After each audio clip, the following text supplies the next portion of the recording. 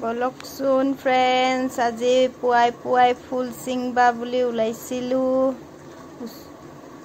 হাতীচিলা গাঁৱৰ। অলপমান আপোনালোকক ধুনীয়া পৰিৱেশ দেখাওঁ। দেখিছেনে, ৰাস্তাত এটাও মানুহ নাই, কোনেও উঠাই নাই। মই ফুল চুৰ কৰিবৰ কাৰণে আহি পাইছোঁ। ফুল চুৰ কৰিম, চাব দেই। আজি গণেশ পূজা বুলি অলপ ফুলে চুৰ কৰিলোঁ আৰু মন্দিৰ যোৱাৰ ইচ্ছা আছে, তো তাৰ বাবে পুৱাই পুৱাই ফুল লৈ কিমান ফুল পালোঁ আপোনালোকক দেখাই আছোঁ ৰ'ব।